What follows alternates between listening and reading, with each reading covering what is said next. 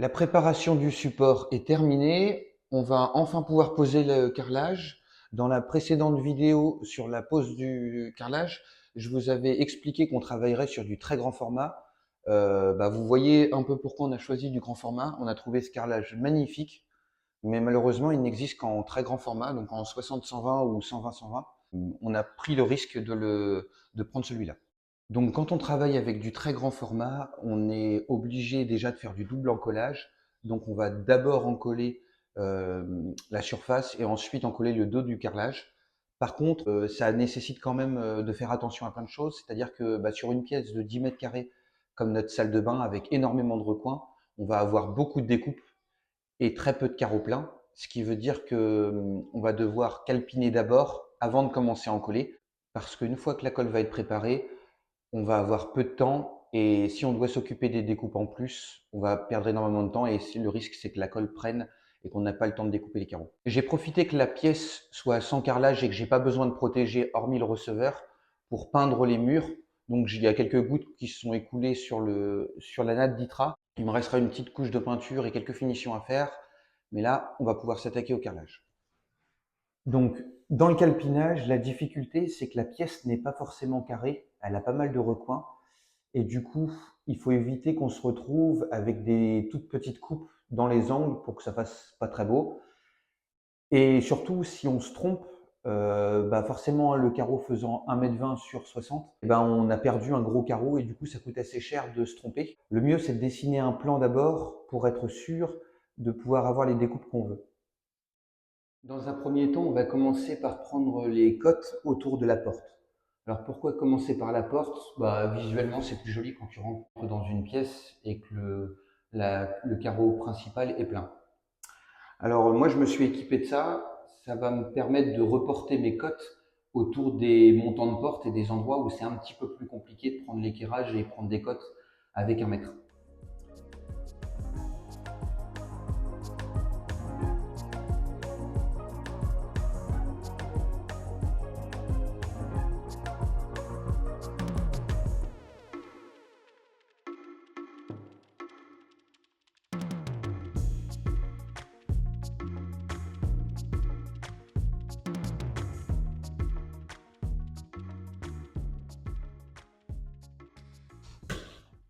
Bon, alors on a pris les premières cotes, j'espère que ça va aller, c'est la première fois que je me servais de ce guide.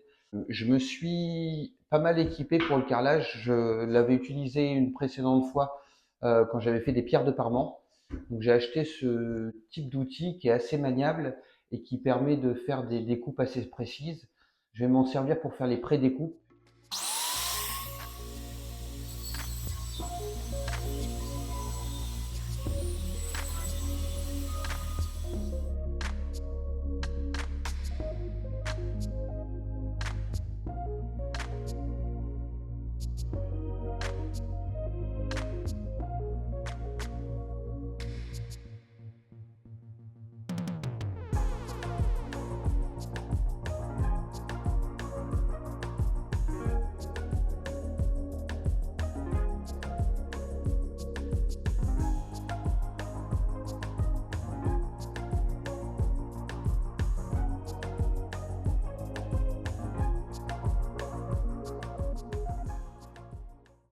On a commencé à tout pré-découper. On va commencer maintenant à coller le carrelage. Donc, comme je l'ai dit, je vais utiliser une colle flex spéciale pour grands carreaux. J'avais utilisé la même pour poser la ditra. On va double encoller les carreaux et c'est parti.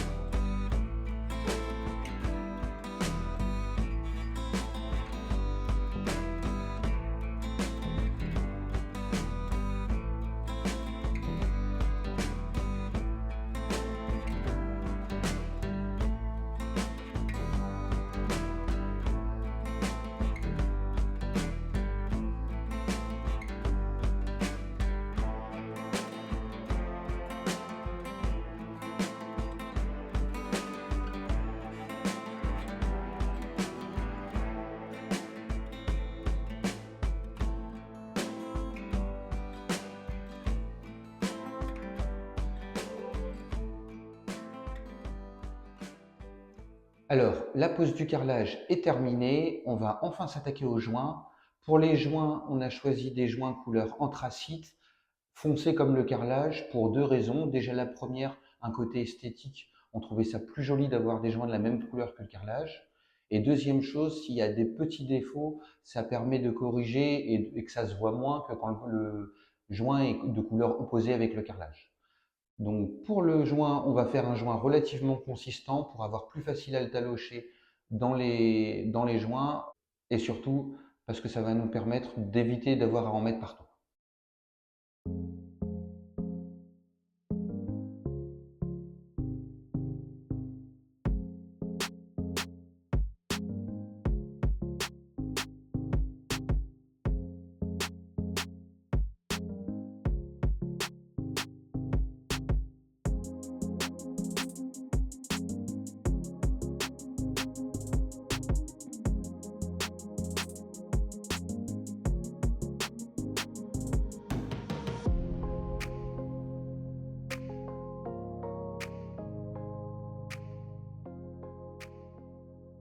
Alors, pour enlever la laitance, on va utiliser la technique du vinaigre blanc, ça marche pour tout. Je vais utiliser un demi-verre de vinaigre blanc dans 5 litres d'eau. Je ne sais pas si les recommandations sont les bonnes. Moi, ça, je l'ai déjà fait comme ça pour la salle de bain du bas et ça a plutôt bien marché.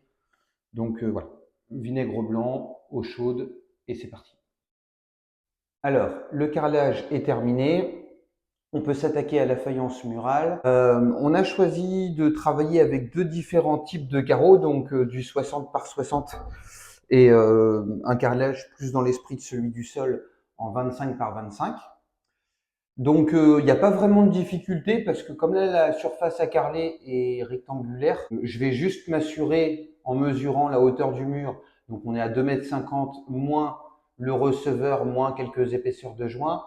On devrait être, si je commençais par un carreau plein, à peu près 5-6 cm en haut, ça ferait pas très joli. Du coup, j'ai juste qu'à diviser en deux la première rangée, commencer à 30 cm, et on devrait avoir à peu près deux carreaux de taille équivalente entre le haut et le bas.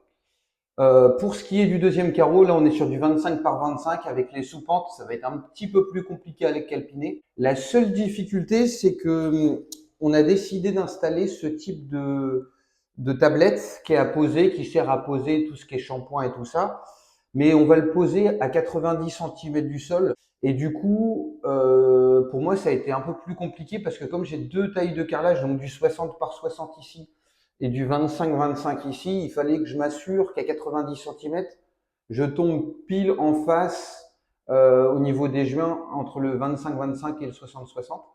J'ai fait quelques petits calculs et j'ai trouvé que 90, c'était le compromis parce qu'à 1,50 m, sinon ça me faisait pas mal de découpes. Donc voilà. Comme on est toujours sur du grand format, on va continuer à double encoller.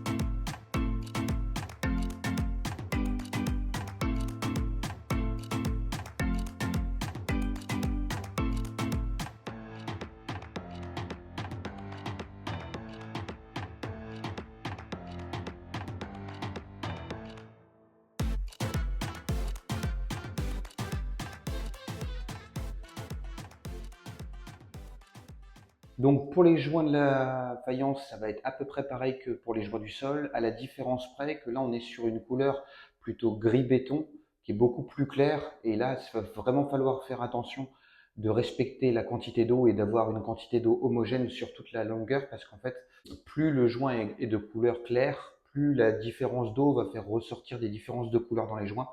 Et ça m'est déjà arrivé sur la salle de bain du bas, donc je voudrais pas refaire la même erreur.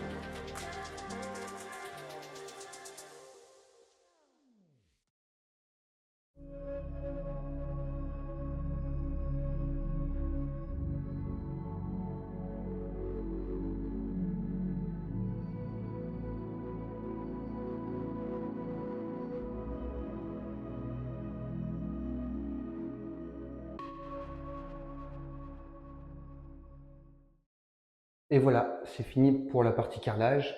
Je suis super content d'avoir pu partager ça avec vous. J'espère que ça vous plaira. N'hésitez pas à me dire en commentaire ce que vous en avez pensé. Pour ceux que ça intéresse, je ferai une prochaine vidéo avec la finition. Donc il y aura la baignoire îlot, il y aura la paroi en verre, la colonne de douche, toutes les finitions. On en profitera pour aborder un sujet qu'on n'a pas eu le temps de voir, c'est le volet économique, où on pourra détailler ensemble combien ça a coûté, parce que c'est sûr que du carrelage par rapport à d'autres vêtements comme du parquet flottant ou des dalles PVC, c'est pas du tout le même budget et sur ce type de travaux particulièrement, ça coûte vraiment plus cher et donc c'est un aspect important et donc on en parlera dans une prochaine vidéo. Donc si ça vous intéresse, n'hésitez pas à vous abonner et moi je vous dis à la prochaine.